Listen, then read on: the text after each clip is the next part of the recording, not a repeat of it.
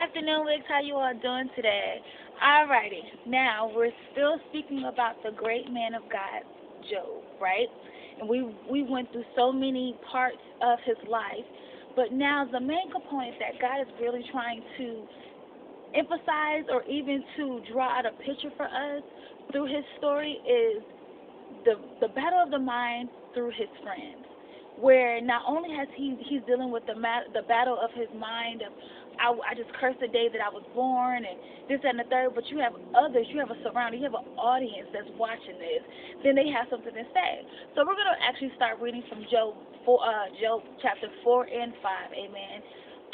And I'll give you a quick synopsis of what's going on right now. Job Job is going through a lot. He's being considered by the devil. He's basically being put up as with the auction of I told you God, if you take everything from him, he's gonna curse you. But Job is going through a lot. Then he's being affected in his body. His children have been taken away. All his blessings have been taken away. Then he has some fake phony friends, right? So now we're gonna start talking about his fake phony friends. Cause keep in mind we have I don't want to mess up their names, but it's Eli. Well, I'm gonna call them Eli. Eli, Bo, and what was it? Eli, Billy, and Zoe. Okay. So we're gonna start talking about Mr. Brother, Pastor, Bishop, Eli, amen. And he tries to speak to Job. That's what's going on in chapter 4. He's trying to talk to Job and say, you know what? When everybody goes through stuff, you always have that sound word. But then it's like he gave him a pep talk through chapter 4, but then for chapter 5, he started blasting the dude. And when I was reading, I said, he tried it. He tried it like never before. Question: have you ever been in a position where you're going through so much, and it seems like your audience has so much to say, but they don't want to say it, but then their timing is so wrong. The timing is so wrong. I have a great idea in my head. I never forget one of my sisters.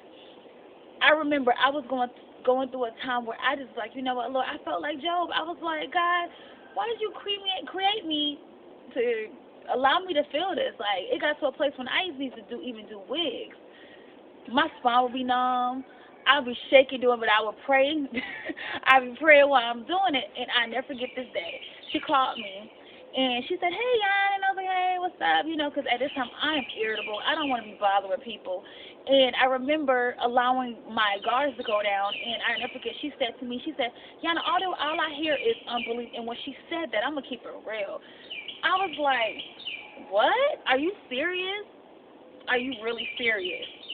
Unbelief? Okay, you're right. You're right. You know, because the Bible tells us to agree with our enemy. So I was like, you know what? You're right.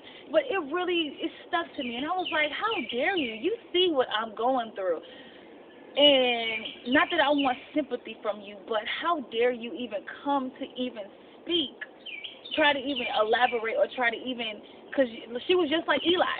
She was just like Eli. She gave me a pep talk, and then after the pep talk was spoken, then she was like, and I was like, what? Okay. Okay, whatever. So, let's tie that all into what's going on in Job's life. Job was going through some stuff. His friend was just giving him a pep talk. Was like, when we're going through stuff, you have stuff to say. Okay, whatever. So then, Job 5, I read this in the Message translation. You all ever get a time or a chance to read Job 5, read the whole book of Job in Message translation. It's hilarious. It is. It's hilarious. And two things that cracked me up as I was reading it. And the first thing was, Eli said to him, he said, "Do not blame fate when things go wrong." I was like, that's strike one for you, buddy. Are you serious? Okay. Then he also says that not verse 2, but a second point that I got out of when I was reading in Job 5, out of the Message translation. He said, it is a blessing when God steps in and corrects you. So in other words, he's telling Job, like, it's your fault that you're going through this. Shut your face, endure it. God is a blessing that you're enduring this and this and the third. And I'm just sitting here reading it like, are you serious? He got some guts. He has some guts. But this is what God is trying to tell us, that we have to watch when we're going through a battle of the mind.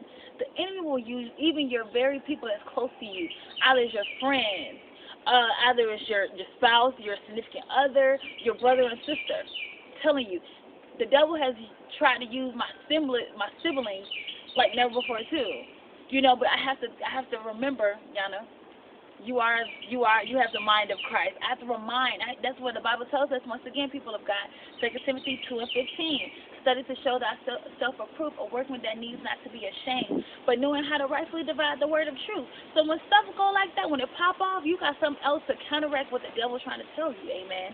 But I think this word is definitely a now word. It's definitely something that we need in our generation because we're enduring so much because we get so irritable and we get so irritating irritative when someone speaks ill will of what we feel God is trying to say to us, or they say the thing at the wrong time. So you have to keep in collaboration of everything that's going on in your life right now. Telling you, make sure you watch. The Bible tells us, watch as well as pray. Watch as well as pray. So, yes, they're going to be smiling in your face like, okay, yay, woo. But at the end of the day, are they willing to lay their lives down? Because people have so much judgment to say when you're going through something, but are they willing to lay their life down? I think that's why my sisters get irritated with me. Because I will not open up if I feel like you're not going to do anything. Be like, oh, I don't do the awes. I can't stand that. If anything, I need somebody to step in and say, you know what, the devil is a liar, and start pulling out all those strongholds. And that's what Job is lacking right now. That's what Job is lacking right now in his life, okay? But we're going to learn on tomorrow, and we're going to even see if you all want to be overachiever. Go start reading on Job 6. Because Job, he knew who he was. Even though he was enduring some stuff, he knew who he was. Amen. But I love you all so dearly, and have a blessed, prosperous day. And remember, follow me as I follow Christ. Mwah.